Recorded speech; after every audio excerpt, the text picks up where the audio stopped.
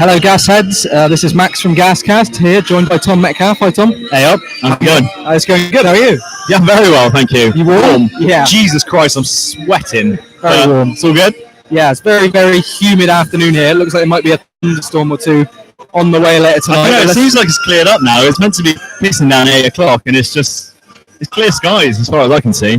Well, let's hope it stays that way for the remainder of the game. We want to see 90 minutes of football here at the Memorial Stadium. This is the second alternative commentary after our debut on Saturday, where we commentated on the Birmingham game. A 2-1 win for us, which saw a good opening period of play in which Carl Bennett took the lead for Rovers, but there were a few substitutions down to a number of injuries, mainly to Mark Little and Ollie Clark, which then saw a number of youth players come on for Rovers, and from that moment Rovers really struggled to get to grips with the game, and Birmingham eventually ran out 2-1 winners. It's a bit of a mixed side today. I'll just read through the lineups for you. In goal we've got Jordi van Stapperschoof, a back four of Michael Kelly at left back, Tony Craig and Alfie Kilgore at centre back, and Josh Hare at right back. And it looks like we're probably going in a midfield diamond today, with Ed Upson at the base, Liam Sercombe on the left, Abu Agogo on the right, and youth player Luke Tomlinson attacking mid. And then up front we've got the partnership of Tom Nichols and Gavin Riley. So not a lot of physicality in that side. What do you make of it, Tom?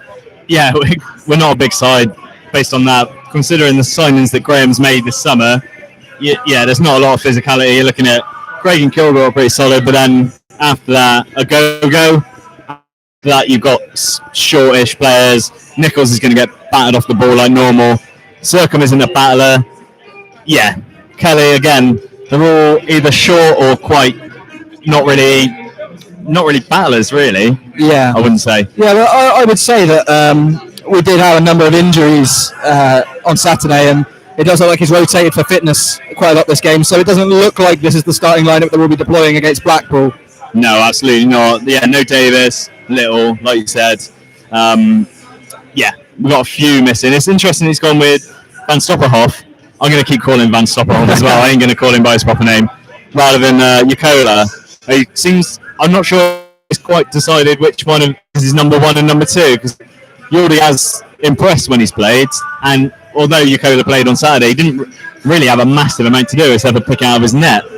Yeah, I would agree with that. I mean, he's definitely rotated the two of them over the course of pre-season, and the fact that Van Stapperschoof is only 23 years old, he's got a lot of room to grow, and maybe he wants to give him a number of games this season, and pre-season is a good opportunity to take a look at him. As against good opposition today, I'm expecting the front three that Swansea have deployed to be testing Van Stapperschoof quite a lot in the Rovers' goal. We'll see what he's made of, I guess. I'm expecting him to be picking out of his net several times. Well, on that note, why don't I go through the Swansea City team? In goal is Erwin Mulder. There's a back four of Jake Bidwell, Mike van der Hoorn, Joel Rodon and Kyle Norton at right back. A midfield three, by the looks of it, of Matt Grimes, Jay Fulton and Bersant Stelina. And then a very strong front three of Wayne Routledge and Nathan Dyer on the wings, with former Rovers man Ollie McBurney leading the line. Over 20 goals for him in the Championship last season. Very impressive, isn't it, Tom? Yeah, it is, considering he didn't really get a look in for us, did he, at all? Not at all, no. I don't think he even made a start for us. It was mainly off the bench. Yeah, I can't remember him ever having started. He get the last 10-15 minutes in games.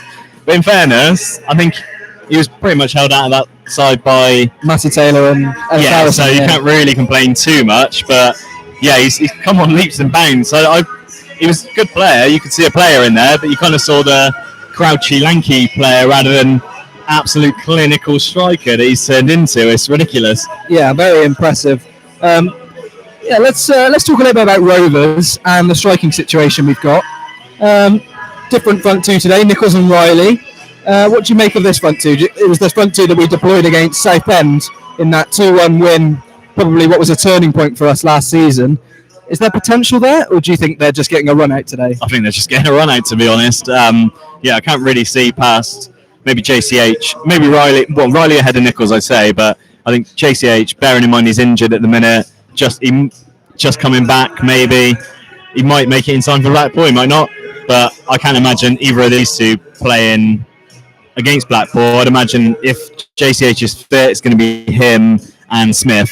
we were both really impressed with Smith on Saturday, weren't we? Yeah, very much so. He was very, very quick and good with his feet, and with his back to goal as well. He really impressed me for a lad of his stature. He doesn't look the biggest or the strongest, but superb hold-up play, which he pounced on that loose ball that Birmingham lost on the right-hand side of the pitch, played into Rodman, and Rodman squared it to Bennett for the opener. So yeah, really good sort of player to have both on the counter and also when we're in control of the game to hold up the ball. So excited to see more of him potentially starting at Blackpool. Yeah, I'm really excited by him actually. I think we got a bit of a player on our hands, and I'm just praying to God that Johnson comes back soon, because I feel like he is the kind of biggest. Well, he's the biggest goal threat. Yeah, talisman. Yeah, maybe actually, but without him, I can't really see where goals are going to come from. Not with Nichols and Riley. I would have agreed with you last season, but I think we've definitely made efforts to improve the amount of chances we're creating per game with the introduction of Josh Hare, Mark Little and Liam Leakey into the side. We're definitely trying to provide more of a threat from crosses and sort of create goals from all over the pitch and not just rely on Clark Harris turning a man from 35 yards, taking a step and blasting one into the top bins every time. As nice as that is, yeah, it is lovely to see, but yeah, it ain't going to happen every time, is it? Yeah, so one to keep an eye on, the Plymouth game on Saturday. Be interesting to see if Clark Harris is involved or if he'll be kept out the side. I would go as far as to say, in my opinion, if Clark Harris isn't starting against or playing against Plymouth, he's not going to play against Blackpool. I can't see us starting a striker who's had no minutes in pre-season straight away, even someone of Clark Harris's ability. I think we'd probably play Smith because he would probably be a bit sharper. Yeah, I agree, but we got a week between Plymouth and Blackpool, so if he gets minutes at Plymouth, I think we'll play against Blackpool. Yeah, I would agree with that, but if he doesn't get minutes, then I can't see it. Oh, right, yeah, I see what you mean, yeah. Let's talk a little bit about us. He seems to be, out of all of our under-18s, under-23 squad, he seems to be the one player who's been almost promoted to the first team squad. I don't know whether it's to fill in because of injuries or because Coughlin's taken a liking to him, but he's definitely featured more than other young players. He starts today behind the two strikers. What do you make of him from what you saw? He looked all right. Small, very small, but like you said, low centre of gravity, good feet. I think the occasion might have got to him a bit because he kind of stepped on the ball a couple of times and he just was kind of just rushing it a little bit. So I kind of think maybe a bit of nerves on Saturday. So hopefully he'll get over that. You know, that's a learning experience. First game at the men potentially. I don't know if he has played here before. Maybe in the Checker Trade last season. I'm not sure. I don't think he's made his debut for us yet. No, but hopefully it's just a bit of nerves, and today he can get on the ball a bit more and play some football. But I say that, I fully expect Swansea to pretty much annihilate us today. Yeah, it's a very, very strong Swansea 11 when you consider that they're playing against a mixed Rovers side. I think the performance for us is much more important than the result today. I don't think we can hang our heads to... I'm sort of getting my excuses in early. Let's not hang our heads too low. And the cliches. 2, 3, 4. All the cliches are coming in early. Me and my cliches, Tim. I never get cliche. I do exactly what I say on the tin, personally. So, hey. Let's be realistic. You know, Swansea had a mixed season last season, a good season overall, but they've lost their manager to Brighton. So it's going to be maybe the new manager's trying to see how things shape up. Is he going to keep things the same? They've only made one transfer, you were telling me. Yeah, they've only brought in Jake Bidwell from QPR. Okay. And then obviously James has gone to Man U. So yeah, their fans are a little bit up in arms about the lack of signings, but still, when you write down that team on paper, that's a bloody good team. A few of those players could play in the Premier League now, so... Definitely, yeah. I mean, Nathan Dyer and Wayne Routledge, you're talking about two very, very experienced Premier League wingers there, who both still, you know, they're no spring chickens, but they got a lot of pace about them, and not just pace, but they know how to hold up the ball and transition the play at a very high level. And bearing in mind, neither of the Ayus are playing either. Yes. Or starting, I should say. Yeah, both Jordan and Andre Ayew, neither are starting. Those are another two players with a lot of Championship and Premier League experience. So, you know, let's not kid ourselves. They are a big club. They're a Championship club who were in the Premier League for a long time, and they've still got a lot of that squad still with them. So, you know, it's going to be a tough game for us, but let's try and see how it plays out. It looks like we're going to be playing a 4-4-2 diamond. Unfortunately, we've not got Luke Leahy at left back. We're playing Michael Kelly, who maybe doesn't suit the diamond too much. But Josh Hare on the right. What do you make of Josh Hare? He's not really... I've not seen him play. I've not seen him play at all. I don't know anything about him. Sorry? Did he not play at Yate Town? Don't think so. Well, no, not I can remember. Okay, well, yeah, it'll be good to see what he's about. I mean, he's at the highest level he's played is for Gillingham, but he was very young at the time. Obviously, had a good season at Eastleigh last year, and now he's looking to step up. So he'll be the one in the spotlight for me personally today to see how he does, because I think we know what the rest of them are all about. Actually, another note, maybe Kilgore would be a good one to watch, because let's see how he does against McBurney today. Oh yeah, that's going to be a good battle. I can't really see McBurney pushing him around, but he's clever. Yeah, I can see Dyer obviously causing problems left, right and centre for Kelly, because Kelly isn't the quickest. And then Routledge against Hare will be a really, really good battle. We'll see. Can we just take a minute to acknowledge how disgusting the Swansea training kit is? It's like I really like it. Oh, I think it's horrible. It looks like a bird of shit on it, because it's kind of like green, white, yellow, brown. It's very patterned. It's very what? Patterned. I don't even know what the pattern is. It looks like I've had a stroke. Meanwhile, our boys are looking very sharp in the new training kit that I will be purchasing for my weekly park run and gym session. Are you on commission from the club? Are you also buying a gnome? I will be buying one of the brand new Bristol Rovers 2019-20 season gnomes for my garden. Yes. And you're not buying one? I don't have a garden, luckily. Well, you can put it on your windowsill, I'm sure. Yeah, let's keep an eye on Alfie Kilgore, how he does against McBurney today. I think I was impressed by Menezes against Jukovic on Saturday. Yeah, I thought he did well. I thought he lost him for Jukovic's goal, but then, you know, he's up against a quality championship striker, so I can't hold it too much against him. But apart from that, I think he battled well. I thought it was pretty even. I don't think either of them really got the better of each other. But yeah, I was really impressed with him. And actually, when we went down, we got to go down to the press area after. And the bloke from the Post asked every single question that I wanted to ask, so that was bad. But we will be, I don't know if we're going down today. We have got access to the press area, actually. So if you have questions for Graham, we'll get a couple, definitely. So send them in. There was a few last week. Oh, I'll go back. So Menezes, basically, when we were down there, he took his top off and he walked over to the Thatchers to see a couple of his mates. And he is the most ripped man I've ever seen in my life. More ripped than Tom Broadbent. Oh, close. All right, let's not go silly now. Like he looks like he's definitely bulked up and got a lot slimmer, but bulkier. Whereas last season he looked a bit stocky. So yeah. I think he's definitely been in the gym over the summer, working hard. I think him and Kilgore are potentially going to be battling for that third centre back spot.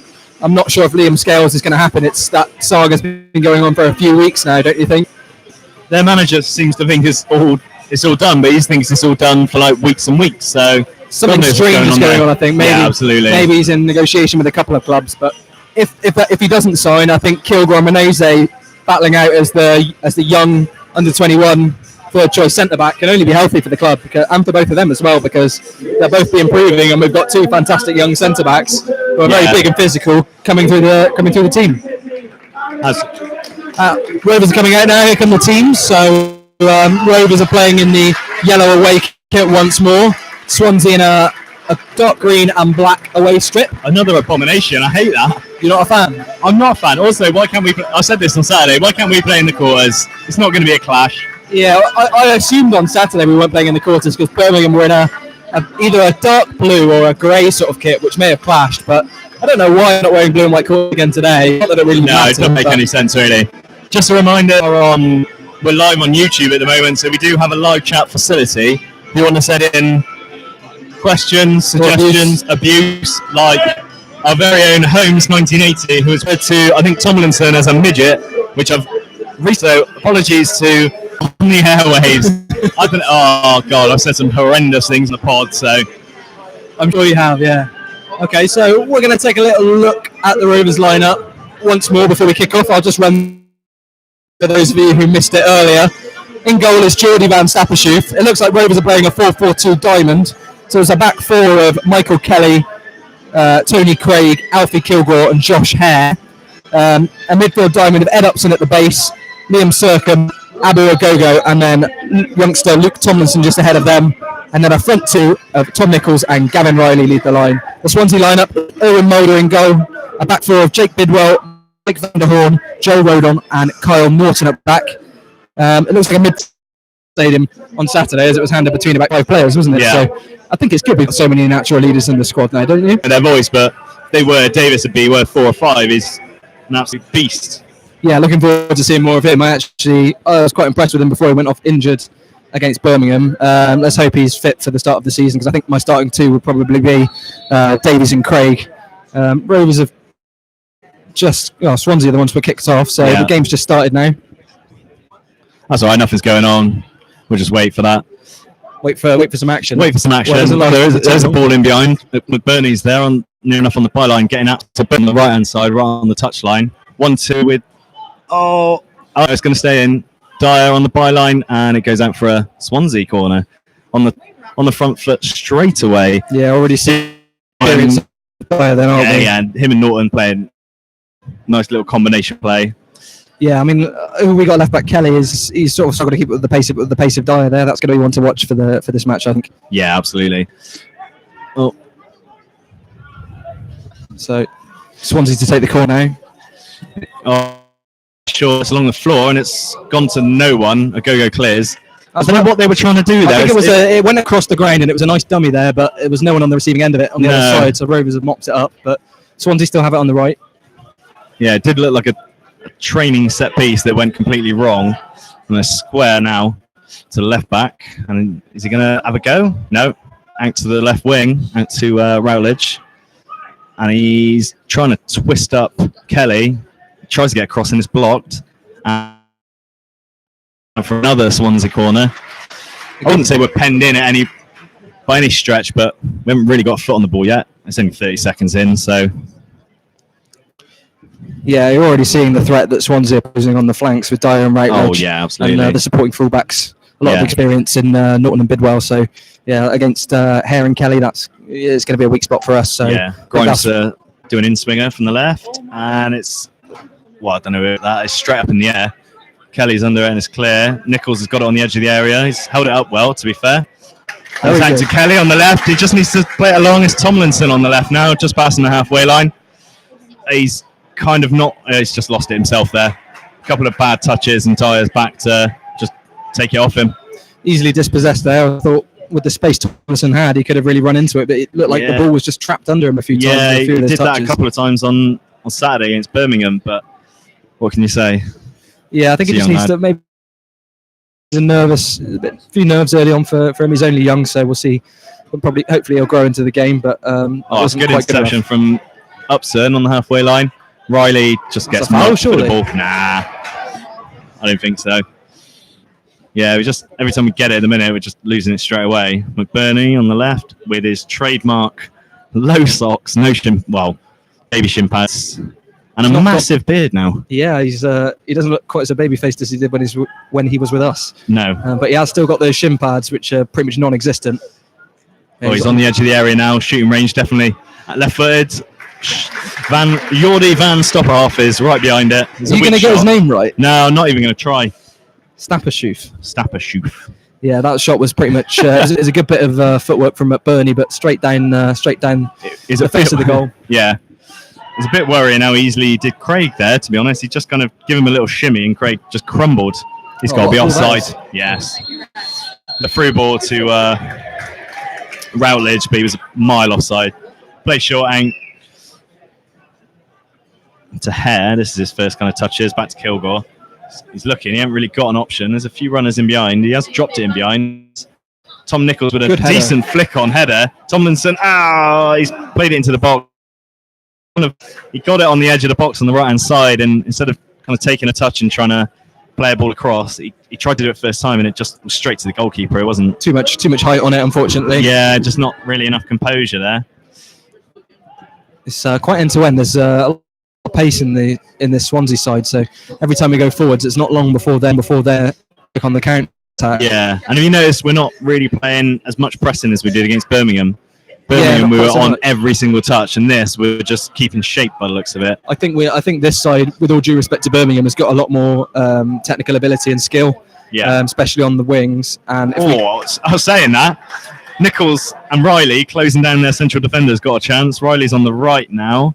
He's kind of a bit stuck. Hare's made an overlap, but he's ignored him. In the middle to a go-go. Where's he going to go? All the way out to Kelly at left back.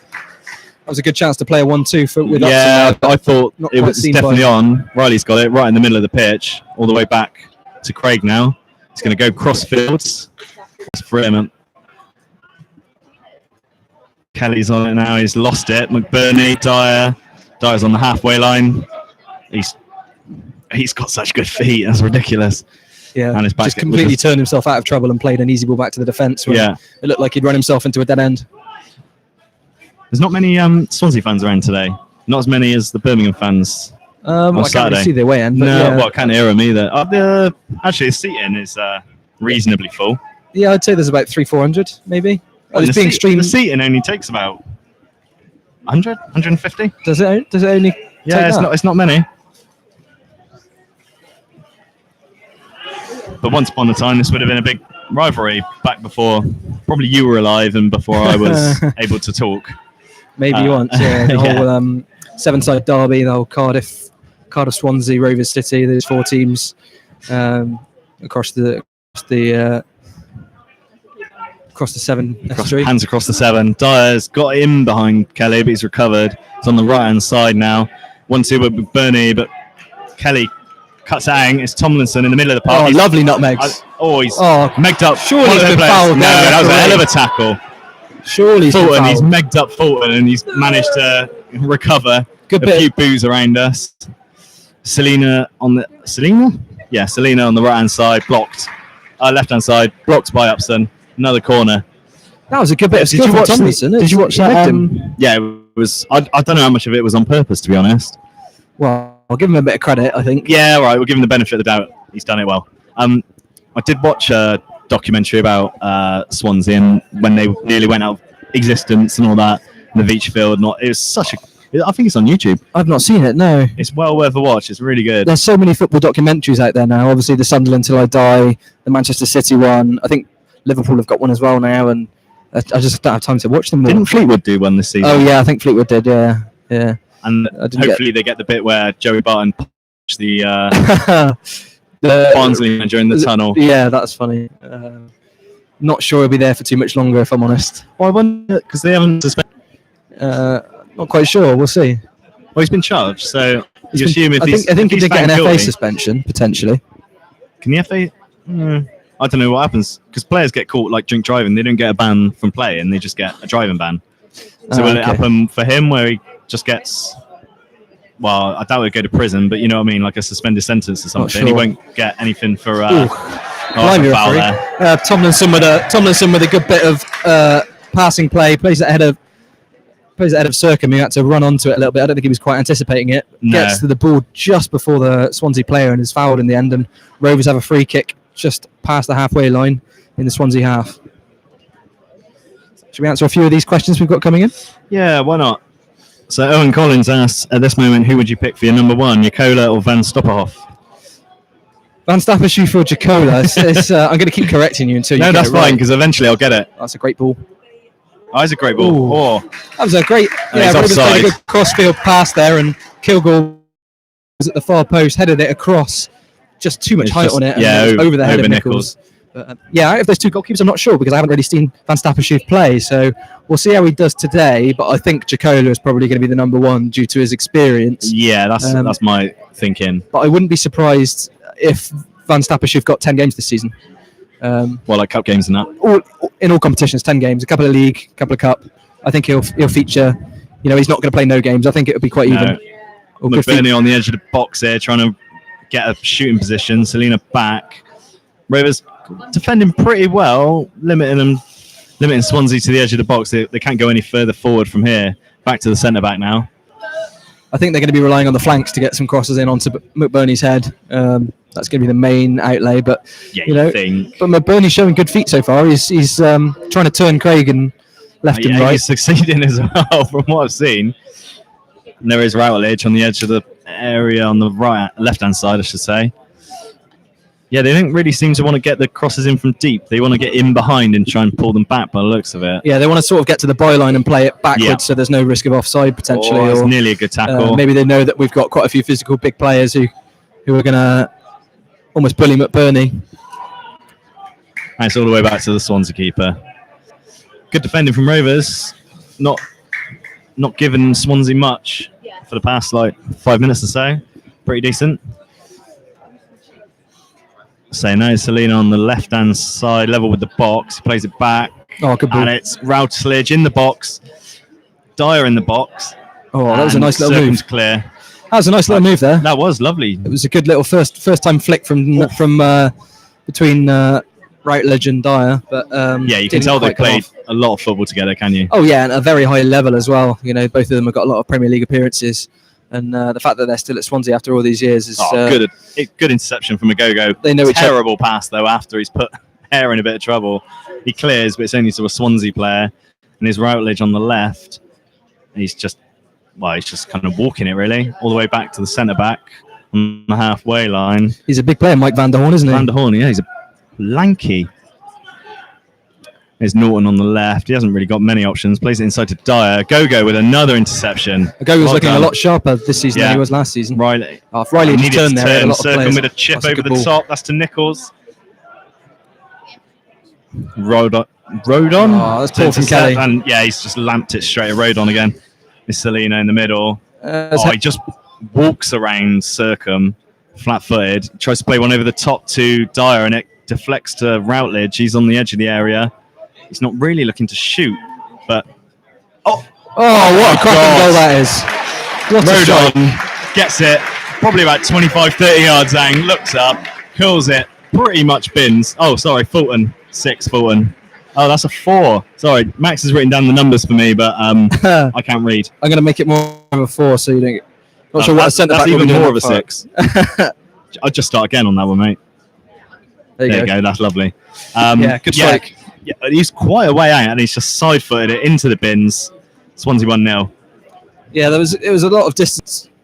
I'm a bit disappointed that someone of Van Stappershoef's height couldn't quite get over to that because he saw it all the way. It wasn't like his view was restricted.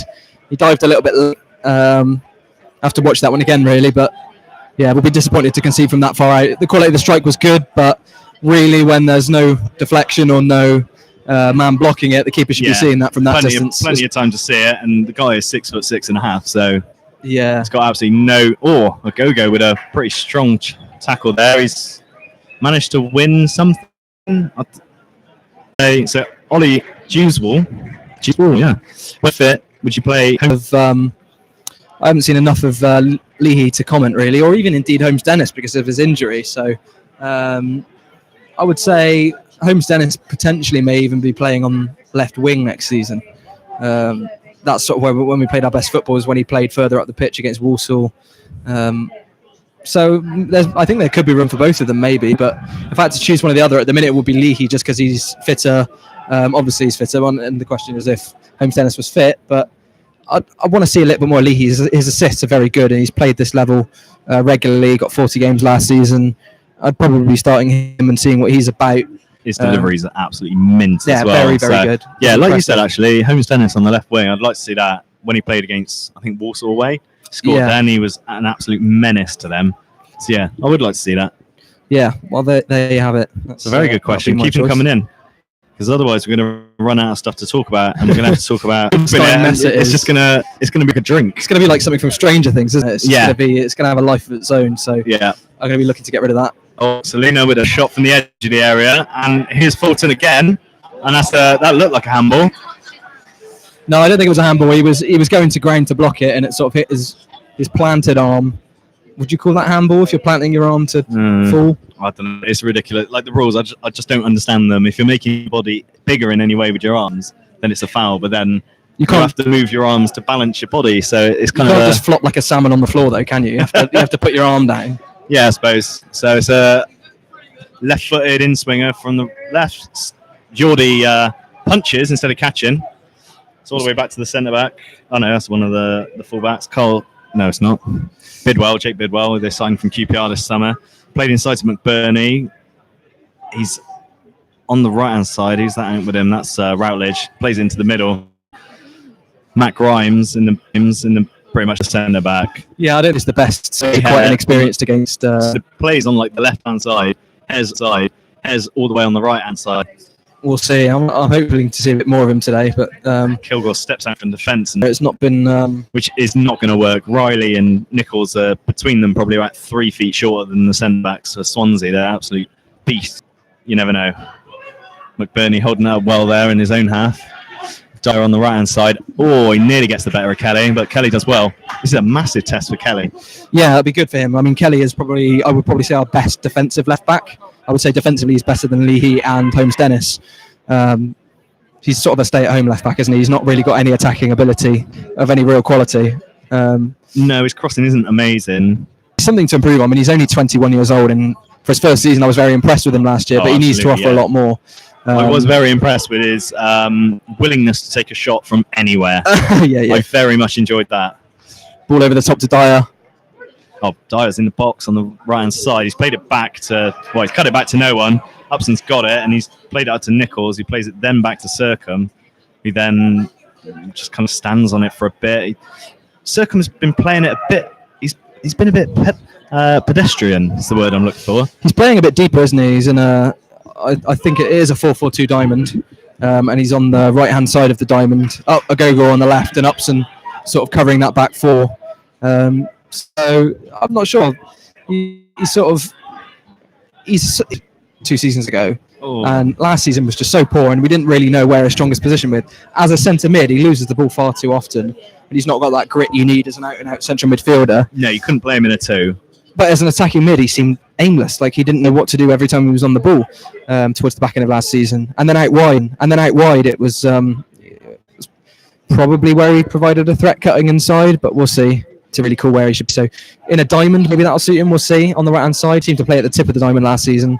This time he's a bit deeper. Really didn't help him either. He played the left wing, and then when he got moved into the middle, he wasn't any better there. So he just needs some consistency so he knows where he's going to be playing, I think. There must be some Swansea fans in the terrace, because I've heard a round of applause for the subs in their disgusting training kit. So there's a few here. Riley absolutely bundled over.